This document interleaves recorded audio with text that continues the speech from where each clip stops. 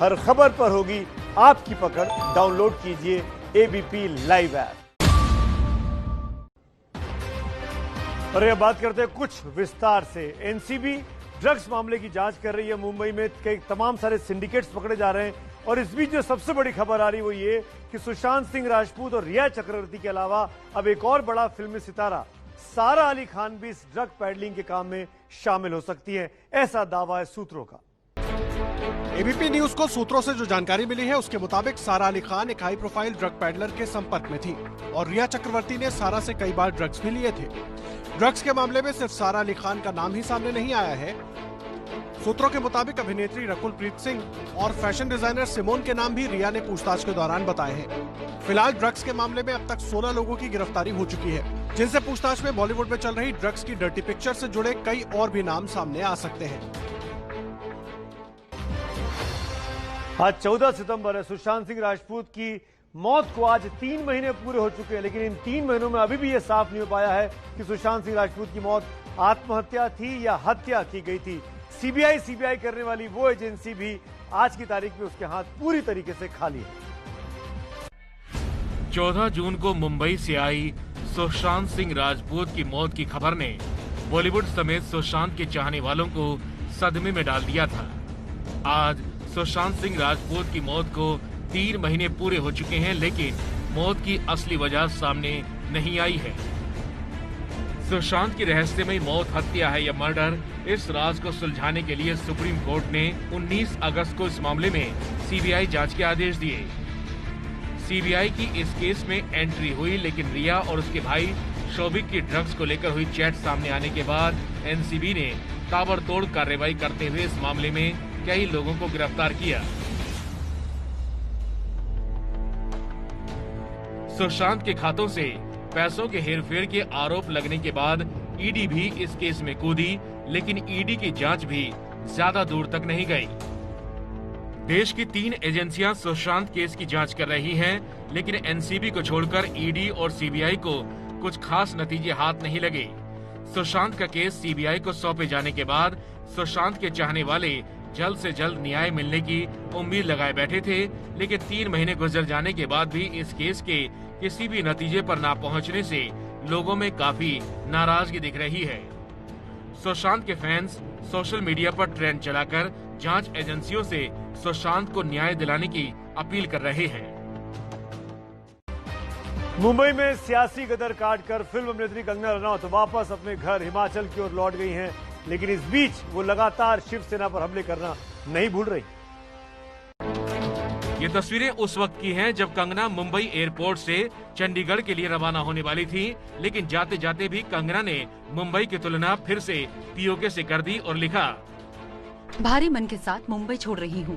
पिछले दिनों जिस तरीके से मुझ पर हमले हुए, मुझे गालियाँ दी गई, मेरे दफ्तर के बाद मेरे घर को तोड़ने की कोशिश की, उससे मेरा पीओके वाला बयान सही साबित हुआ है। महाराष्ट्र सरकार के खिलाफ कंगना का गुस्सा सिर्फ एक ट्वीट से नहीं निकला। कुछ देर बाद कंगना ने एक और ट्वीट के जरिए अपने विरोधियों पर हमला बोलते हुए कहा, जब रक्षक ही भक्षक होने का ऐलान कर रहे हैं, घड़ियाल बन लोकतंत्र का चीरहरण कर रहे हैं, मुझे कमजोर समझकर बहुत बड़ी भूल कर रहे हैं। एक महिला को डराकर उसे नीचा दिखाकर अपनी इमेज को धूल कर रहे हैं। कंगना आज भले ही मुंबई से वापस अपने घर पहुंच गई हैं, लेकिन शिवसेना और कंगना की जुबानी जंग अब भी जारी है। जिसके पीछे प्रधानमंत्री कार्यालय, देश की सरकार खड़ी है पूरी एक व्यक्ति के पीछे, तो मुझे लगता है हम बात करना ठीक नहीं। सरकार जवाब देगी, मैं सरकार का हिस्सा नहीं हूँ। भारत और चीन के बीच चल रहे तनाव के बीच पीएम मोदी ने आज एक बहुत कड़ा संदेश चीन को दिया है और इसके बाद चीन में खलबली मची हुई है। आज जब हमारी सेना के वीर जवान सीमा पर डटे हुए हैं, सेना के जवानों के पीछे देश खड़ा है। आज संसद का मानसून सत्र शुरू होने से पहले पीएम मोदी ने चीन को कड़ा संदेश देकर साफ कर दिया कि सीमा पर डटे हमारे वीर जवानों के साथ पूरा देश खड़ा है। क्या पक्ष और क्या विपक्ष, सभी लोग एक भावना से जवानों के साथ हैं। जिस विश्वास के साथ वो खड़े हैं, मातृभूमि की रक्षा के लिए डटे हुए हैं, पूरा सदन एक स्वर से देश के वीर जवानों के पीछे खड़ा है। पीएम मोदी के कड़े संदेश ने चीन को हिलाकर रख दिया। बात बात में भारत को गीदड़ धमकी देने वाला चीन अब शांति का राग अलापने लगा है। चीनी सरकार के प्रिंट मीडिया संस्थान ग्लोबल टाइम्स ने लिखा कि चीन दोनों देशों के संबंधों को मजबूत करने के लिए भारत का सहयोग करने को तैयार है। चीन की एक और नई पैंतरेबाजी का आज खुलासा हुआ है। लगातार चीन भारत के अति विशिष्ट यानी वीवीआईपी लोगों की जासूसी कर रहा है। भारत सरकार ने साफ कह दिया है ये सब कुछ चीनी सरकार की मर्जी से हो रहा है।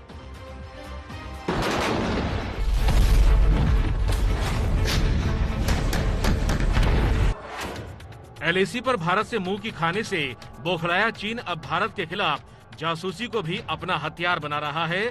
चीन की जासूसी वाली साजिश को अंग्रेजी अखबार इंडियन एक्सप्रेस ने बेनकाब किया, जिसकी रिपोर्ट के मुताबिक चीन भारत की राजनीति और सेना के क्षेत्रों में बड़े पदों पर बैठे अहम लोगों की जासूसी करवा रहा है। चीन पीएम मोदी, राष्ट्रपति रामनाथ कोविंद, सोनिया गांधी समेत देश के 10,000 वीवीआईपी लोगों की निगरानी कर रहा है। चीन की सरकार से जुड़ी डेटा कंपनी भारत के जिन 10,000 वीवीआईपी लोगों की जासूसी कर रही थी, उनमें 5 पूर्व प्रधानमंत्री, 24 मुख्यमंत्री और 350 सांसद शामिल हैं।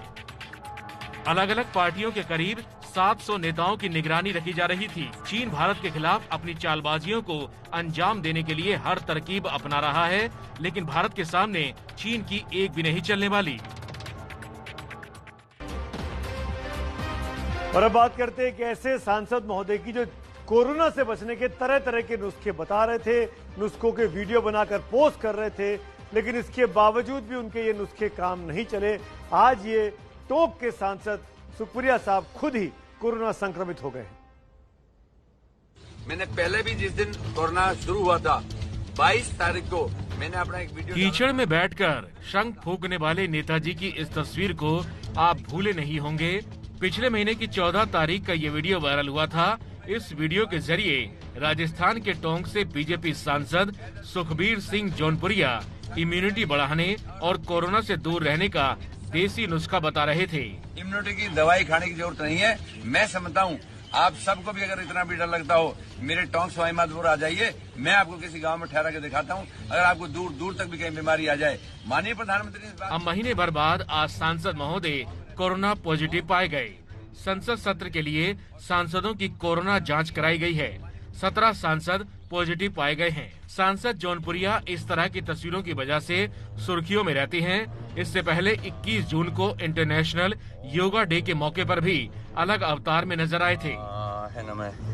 ओम नमः शिवाय नमः, ओम नमः शिवाय नमः। कभी अग्निचक्र के बीच में योगा करते तो कभी मिट्टी का लेप लगाकर प्रकृति का संदेश देते। 62 साल के जौनपुरिया 2014 से बीजेपी के सांसद हैं।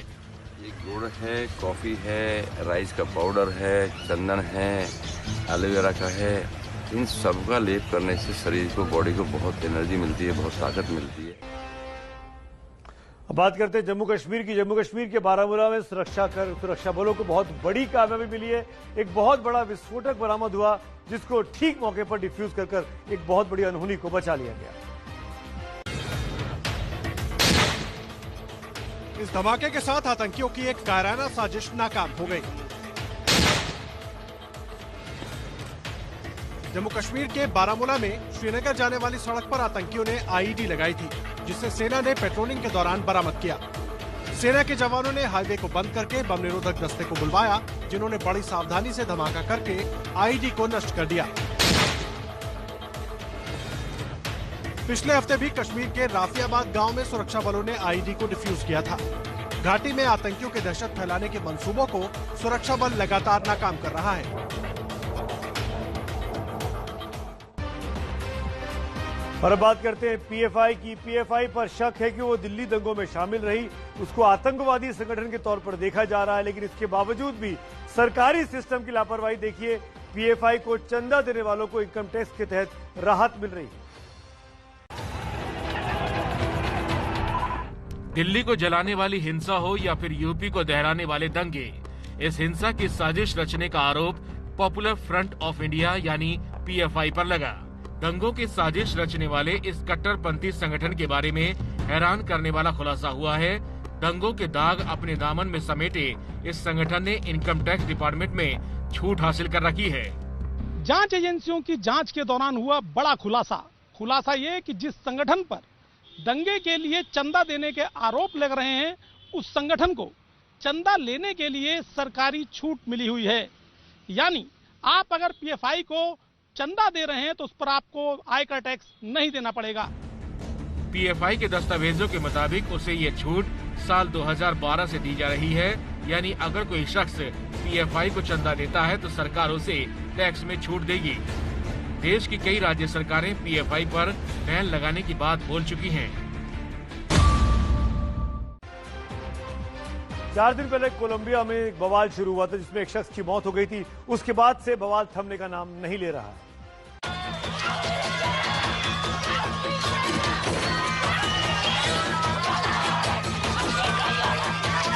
सड़क किनारे खड़े पुलिस वालों पर कुछ महिला प्रदर्शनकारी लातों से हमला कर रही हैं। बवाल कर रहे लोगों से पुलिस सख्ती से निपट रही है।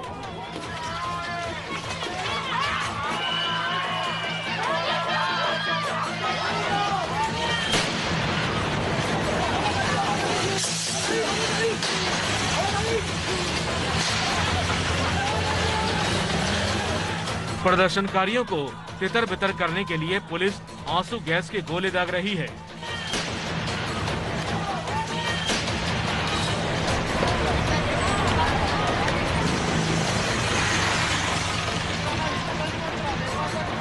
तस्वीरें कोलंबिया की राजधानी बोगोटा की हैं। यहाँ 4 दिन पहले पुलिस हिरासत में हुई एक शख्स की मौत के बाद लोगों का गुस्सा शांत नहीं हो रहा। इसके साथ ही पुलिस स्टेशन में 3 महिला प्रदर्शनकारियों के साथ रेप के आरोप ने लोगों का गुस्सा और भड़का दिया।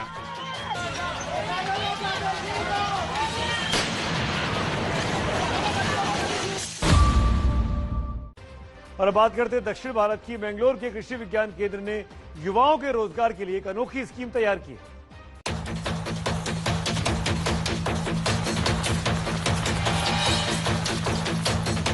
एक खास उपकरण के तहत ये लोग नारियल के पेड़ पर आसानी से चढ़ उतर रहे हैं। यहाँ बात सिर्फ पेड़ पर चढ़ने और उतरने की नहीं है, बल्कि इससे पैदा हो रहे रोजगार की है।